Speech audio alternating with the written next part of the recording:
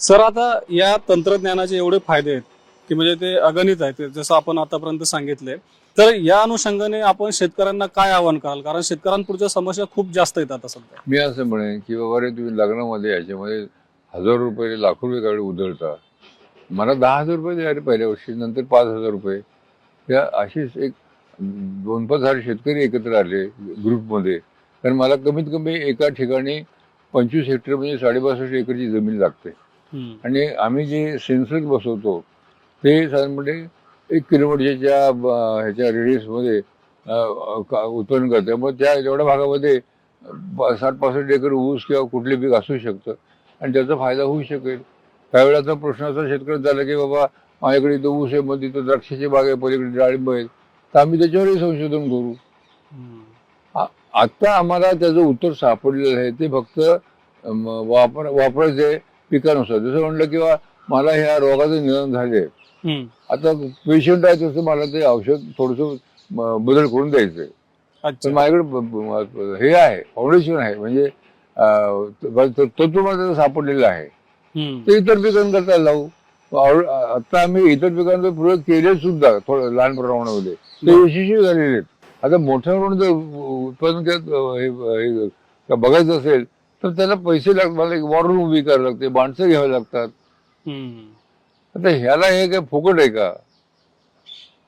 हे दाखवल्यानंतर जर सरकार किंवा इंडस्ट्री जर किंवा शेतकरी पुढे येत नसेल एवढे 5-25 कोटी द्यायला, मग एक टन थोडी द्या.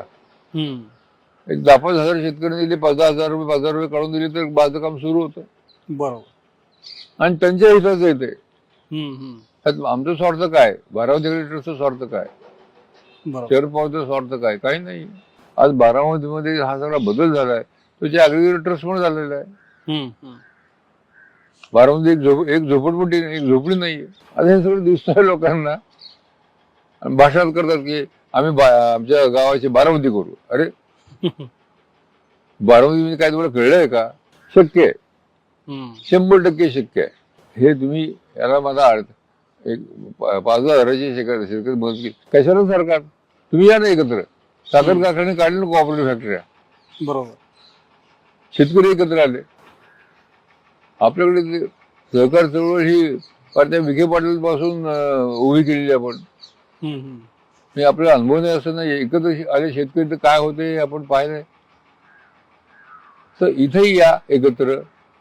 आणि हे जर मला संशोधनाला पैसे मिळाले तर मी सगळ्या पिकांवर. मला म्हणलं की आज बातमी आहे सकाळमध्ये की 899 लोकांनी आत्महत्या गेल्या वर्षी केली.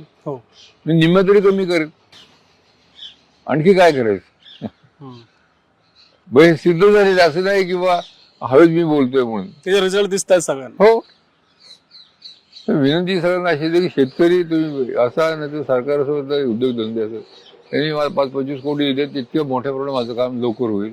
तरी मला 2-5 वर्ष लागतील, एवढंच फरक आहे. शेतकऱ्यांचं नुकसान आहे, सरकारचं नुकसान आहे, समाजाचं नुकसान आहे.